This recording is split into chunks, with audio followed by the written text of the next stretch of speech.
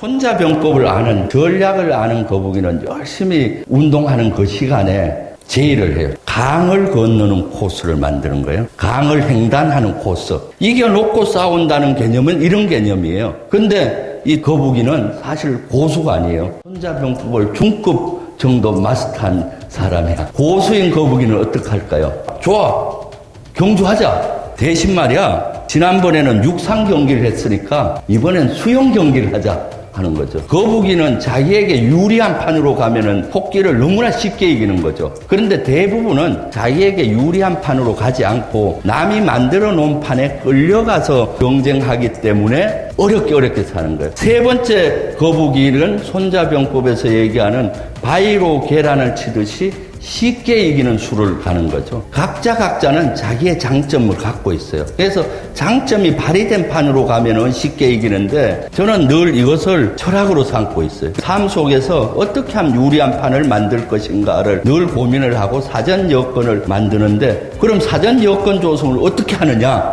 세 가지 전략만 기억하면 쉬워요. 허실 전략, 기정 전략, 졸속 전략. 지금 우리 일상생활에서 허실 전략을 여러분들이 어떻게 적용하느냐? 어른하고 어린이하고 싸움을 한다고 했을 때 당연히 어른이 이기겠죠.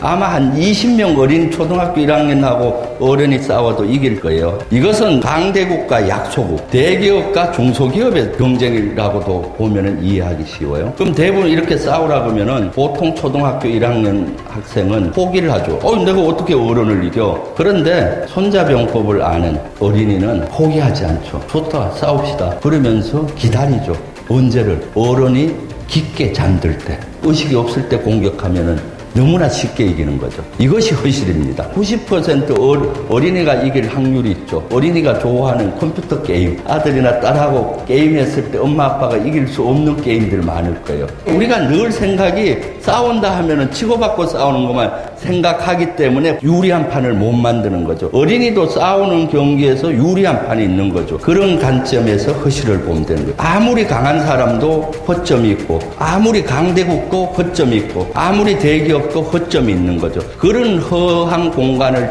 비집고 들어가면은 쉽게 이길 수가 있다는 거죠. 그래서 미국과 같은 거대한 나라도 이번에 아프가니스탄에서 철수했잖아요. 왜? 거기서는 미국에게 잘 안 맞는 땅이기 때문이죠. 아프가니스탄에서는 게릴라전이 더 잘할 수 있는 판이기 때문에 그 탈레반이나 이런 세력들은 게릴라전으로 가니까 이기는 거죠. 그래서 허실의 관점에서 세상을 바라보고 경쟁자를 바라보면은 쉽게 이길 수가 있다. 이런 것들은 전쟁에서도 엄청나게 많이 적용된 사례가 있고 기업에서도 성공하는 사례가 너무 많아요. 전쟁은 국가의 생존을 다투잖아요. 1차 세계대전 때 독일과 프랑스가 싸웠어요. 1km 전진할 때마다 수백만이 쓰러져 갔어요. 근데 2차 세계대전 때는 독일이 프랑스의 허점을 딱 공격해서 들어가서 5주 만에 프랑스를 함락시켰어요. 아르덴 산림 지역은 산림이 빽빽하니까 전차나 장갑차들이 그리 못 온다고 독일도 생각하고 프랑스도 생각을 하니까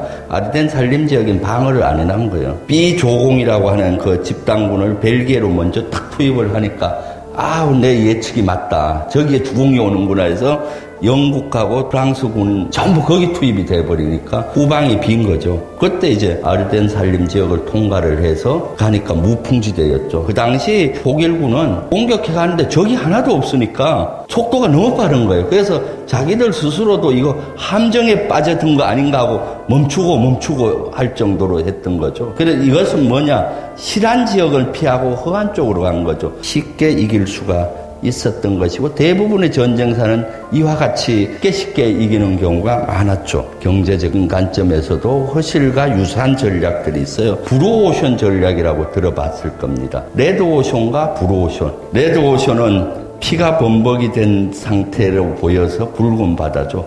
경쟁이 치열한 세계, 거기가 레드오션이고, 경쟁자가 없는 세상이 블루오션인 거죠. 그래서 경쟁이 치열한 쪽으로 가지 말고 경쟁자가 없는 쪽으로 가면은 쉽게 이긴다는 거죠. 허실 전략은 일상생활에도 우리가 많이 써요. 대표적인 게 내비게이션이요. 내비가 없을 때는 여러분들이 장거리 루트를 따라 맨날 왔잖아요. 근데 지금 러시아어가 이럴 때는 어떻게 합니까? 차 밀리는 데를 피해서 내비가 이렇게 가르쳐 주잖아요. 그러면 이렇게 자기에게 유리한 허실을 판단을 했으면은 자기의 전략은 어떻게 해내야 되느냐. 손자병법에는 여러 가지 전략이 나오는데 대표적인 하나의 기정 전략을 여러분들한테 얘기하려고 합니다. 기정 전략은 차별화된 방법으로 쉽게 이기라는 거예요. 기정 전략이 뭐냐?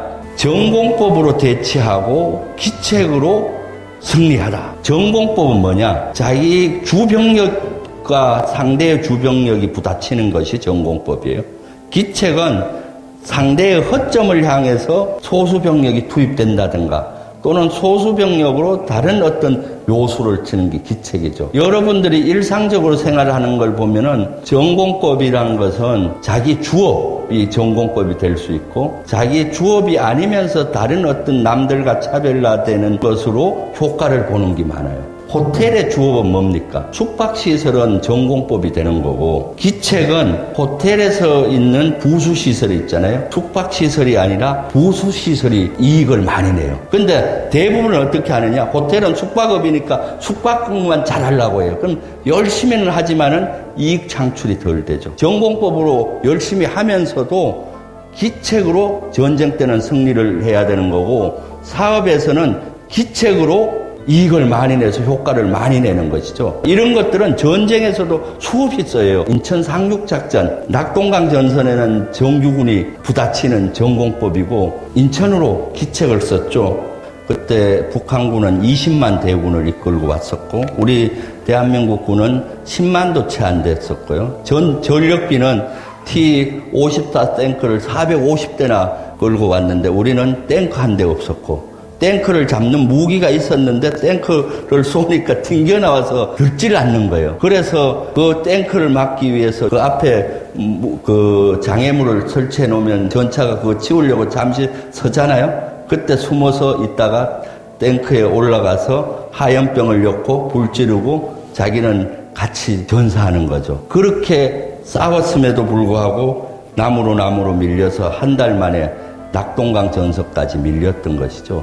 그때 이제 유엔군이 결성이 되고 메가더 장군이 유엔 사령관을 맡았는데 그때 고민이 많았어요. 낙동강에서부터 밀고 다시 역전을 올려가려면은 북한의 최정예 10만이 거기 대치돼 있고 그러니까 거기는 전공법입니다. 피해가 엄청나게 크겠죠. 그때 메가더 장군은 기정 전략을 생각했던 거예요. 북한의 가장 허점을 공격해 들어가야겠다. 그 찾은 것이 인천이었죠.